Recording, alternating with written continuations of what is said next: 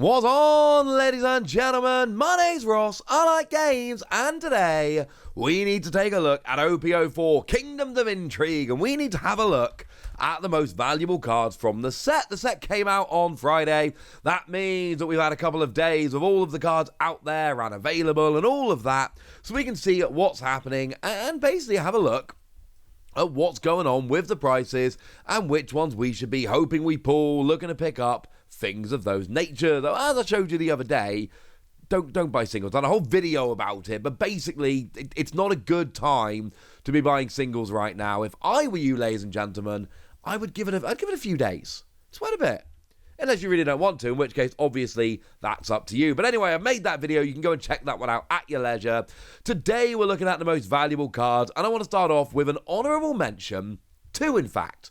We've got the alternate art Sabo, which came very close to the list but just missed, and we've got the leader Crocodile. Now, Sabo we're going to talk more about in a minute because, obviously, it's coming up later on the list, all right? There's another Sabo we can talk about later.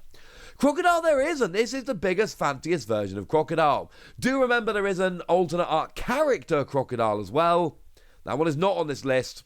That one is not particularly close to this list. Don't worry about that one. But the leader Crocodile is a very cool card. All the alternate art leaders in this set are absolutely stunning. You got all the Baroque works behind him, which was awesome. But when a Don card on your field is returned to your Don deck by an effect on your opponent's turn once per turn, you just add a Don deck, set it as active. Really powerful skill, especially when using all those purple skills at minus Don from your field. And it's a dual colour purple and yellow.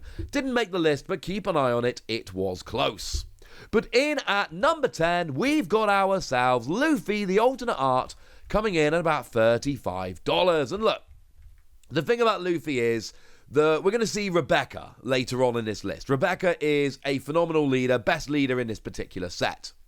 This Luffy is a very, very, very, very good card in Rebecca decks, which, if it's not the best deck in the OP-04 meta, is one of the top two.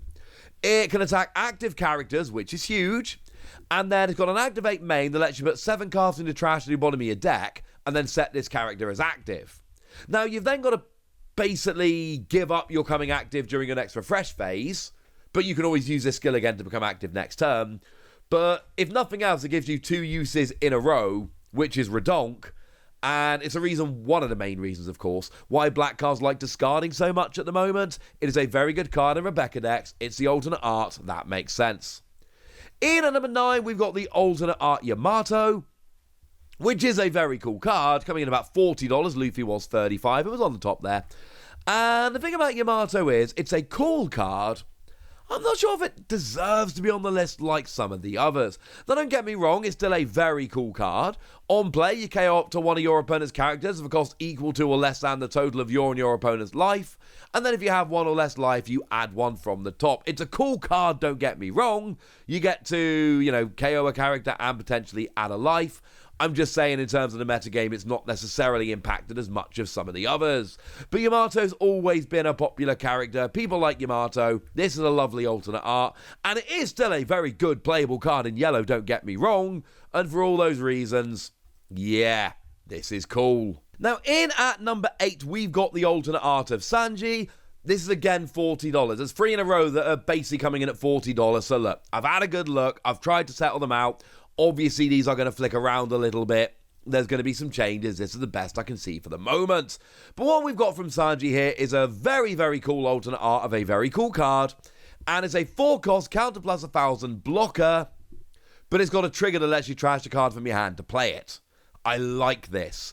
Having a decent blocker that can also be played with a trigger, yeah. That sounds pretty gosh darn good to me. Also, as a side note, I am showing you here all the regular cards with their alternate arts. Please obviously do remember that it is the alternate art on the right-hand side of the screen that is attracting the value, not the regular one. As cool as that would be, ladies and gentlemen, that would potentially be a little bit silly. Now, in at number 7, we've got Queen. I like Queen. That's a lie. I actually really don't like Queen. I appreciate that the art on the leader is cool, and I appreciate that actually this is a very playable card that has been seeing a bunch of success over in Japan. Frankly, more success than I thought it was going to see over in Japan. So for all of those reasons, it is a very cool card. It's not one that I really intend to be playing myself anytime soon, and I think that's all right, ladies and gentlemen.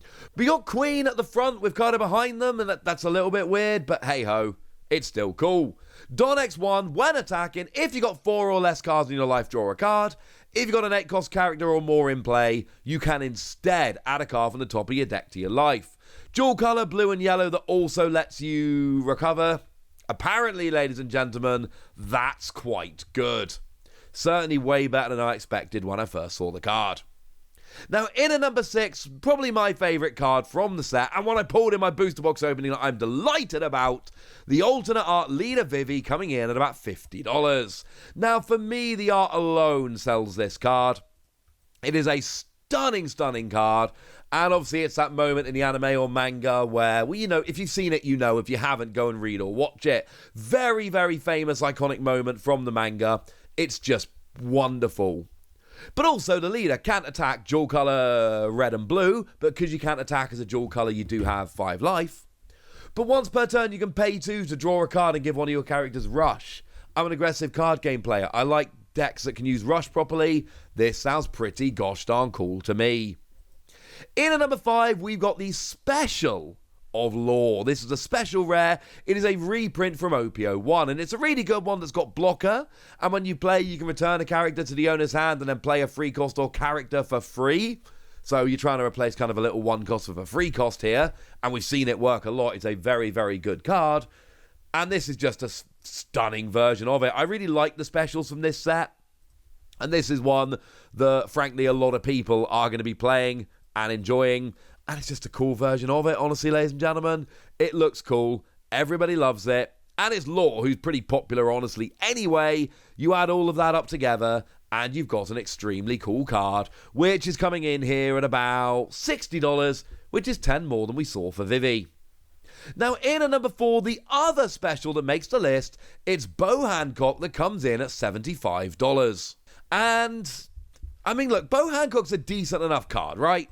Which has seen a little bit of play, but has it seen as much play as we might expect? You know, blocker and Don X1 when attacking or blocking, draw a card. It's a very cool card. I'm just saying I think this might be one of those ones where the character is having a little bit of an impact on the value. Not by any stretch of the imagination saying it's a bad card. It's not. I'm saying it might be slightly higher than another character with this same effect might be. As a side note, with these being the only 2 specials, yes, that does mean that the Newgate special does not make the list. Remember, that card has been restricted, so even though it's clearly one of the best cards we've had in the game so far, it's so good it's got restricted, and because it's 1 per deck, that is always going to drive the value of the fantasy versions down. Now, in at number 3, we got the alternate art leader Doflamingo, and there's a few things going on here. Firstly, people like Don Quixote Doflamingo. Secondly, it's another one of these alternate art leaders. You got the whole Don Quixote family behind, and it's just, again, it's one of these cards. I hadn't got to that arc. I hadn't read the Dressrosa arc initially, and then I got there, and then I saw this card again, and I'm like, oh yeah, no, that's brilliant. It's wonderful. The alternate art leaders in this set are probably the coolest cards they've done so far. They're amazing. Also, it's a really good card. At the end of your turn, you set up to 2 of your Don as active. Partly this will mean you've got Don available to use for events, etc. during your opponent's turn. Partly it means there will be other skills that activate as a result of this. Great card. It's probably the second best leader in the set after Rebecca, at least judging by the results over in Japan. So, yeah, get ready. You're going to see a bunch of this. And, of course, in at number 2, $10 more at $105, we've got Rebecca. It's the alternate art Rebecca. I told you Don Quixote Doflamingo was the second best leader in the set.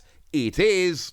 Rebecca's top. And if you have a look at the results over in Japan, before the most recent one, there was a run of 4 in a row where the only leaders that made the final were Rebecca and Newgate. They were the only leaders in 4 big tournaments in a row in the OP-04 meta. They were the only leaders making their way to the final, which I think tells you everything you need to know about quite how good this card is. It is a phenomenal card. Now, what we've got is another dual colour leader that can't attack, but has 5 life because they can't attack. Another leader I didn't really understand when I first saw the card, and now I have, and it's amazing. Oh, and I pulled the Japanese version of this card, and I love it. But activate main once per turn, pay 1, and if you have 6 or fewer cards in hand, find a Dressrosa card from the top 2 cards of your deck and put it in your hand. Great. Brilliant for consistency. Absolutely love it. And then obviously at number 1 by a mile, it's Manga Sabo. It's $330. Just over treble what we see from Rebecca. And we know how it works at this stage, right?